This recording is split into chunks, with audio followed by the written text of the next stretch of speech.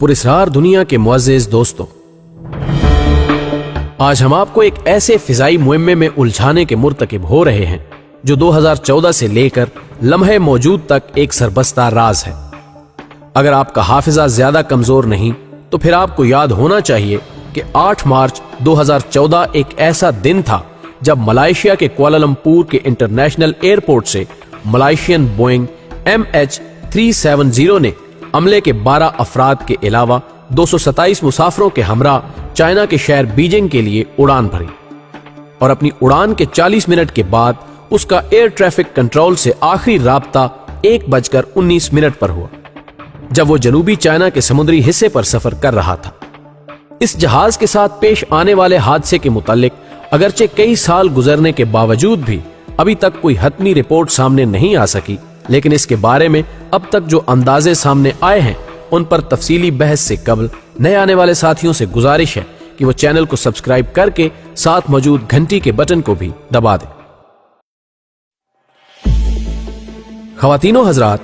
ये जहाज जो कि यकीनन किसी खौफनाक हादसे का शिकार हुआ और जब पायलट ने एयर ट्रैफिक कंट्रोल से आखिरी राब्ता किया तो उस वक्त वो 35,000 फुट की बुलंदी पर महवे परवाज था। टेक्निकल कवानीन के मुताबिक अगर किसी जहाज के दौरान परवाज इंजन काम करना छोड़ भी दें तो उसको जमीन पर गिरने में तकरीबन आधा घंटा लग सकता है, लेकिन हैरत की बात है कि मौत के इन लम्हात में भी पायलट की जानिब से दोबारा कोई राब्ता ना हो सका और फिर इसके बाद इस जहाज के मलबे और मुसाफिरों की तलाश का काम शुरू कर दिया गया, जिसके लिए तमाम जदीद तरीन तकनीकी वसाइल भी इस्तेमाल किए गए, जिसमें पहली दफा सैटेलाइट की मदद से तलाश भी सामने आई। लेकिन इसके बावजूद इस बदकिस्मत जहाज की जमीन खा गई या आसमान निगल गया के मिसदाक 3 साल से ज्यादा अरसा गुजरने के बावजूद कोई खबर ना मिल सकी। हत्ता कि इस मुहिम्मे का मजीद दिलचस्प पहलू यह है कि जहाज की तबाही के 3 दिन बाद तक भी उसके मुख्तलिफ मुसाफिरों के मोबाइल टेलीफोन न सिर्फ ऑन थे बल्कि उन पर कॉल भी जा रही थी। ये अलग बात कि इसको अटेंड करने वाला कोई नहीं था।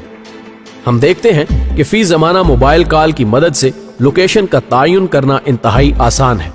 और फिर क्या वजह है कि इन मुसाफिरों के फोन ऑन होने के बावजूद इस जहाज के मलबे के मकाम का तयन नहीं हो सका। तहकीकात के दौरान मिलने वाली मालूमात के मुताबिक इस जहाज में 2 मुसाफिर ऐसे भी थे जो कि जाली कागजात की मदद से सफर कर रहे थे, लेकिन ये यकीन से कुछ नहीं कहा जा सकता कि इस जहाज की तबाही में उन दोनों मुसाफिरों का कोई किरदार है या कि नहीं। इन दोनों अफराद में से एक शख्स जिसका ताल्लुक ईरान से था जबकि दूसरे शख्स का ताल्लुक इटली से था। इसके अलावा 5 मुसाफिर ऐसे भी थे जिन्होंने अगरचे इस जहाज के टिकट खरीद रखे थे, लेकिन जहाज के टेक ऑफ करने से पहले उन्होंने अपना इरादा सफर मनसूख कर दिया था। इन 5 अफराद की निशानदही के बावजूद कोई इशारा सामने नहीं आ सका। यह हैरान कुन रिपोर्ट भी सामने आई है कि हादसे के फौरन बाद जहाज के को पायलट अब्दुल हमीद के टेलीफोन पर कॉल करके जब हादसे के मकाम का तयन करने की कोशिश की गई तो उसके फौरन बाद इस नंबर को बंद कर दिया गया।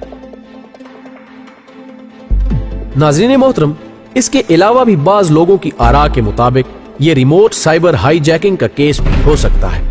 एक इत्तिला के मुताबिक अमेरिका में पेश आने वाले 9/11 के हादसे के बाद ये मुमकिन हो चुका है कि रिमोट साइबर हाईजैकिंग के जरिए किसी भी जहाज के रुख को तब्दील करते हुए उसे अपनी मर्जी के मुकाम पर ले जाया जा सकता है।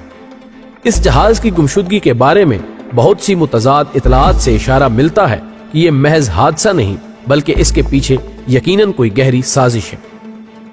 संडे टाइम अखबार के मुताबिक शायद इस जहाज में कोई मखसूस हसास मवाद था जिसे बीजिंग पहुंचाना मकसूद था।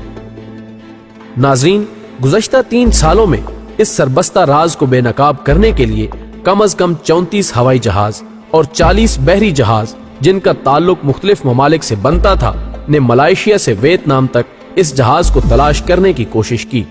लेकिन नामालूम वजूहात की बिना पर अभी तक ये मुअम्मा हल नहीं हो सका।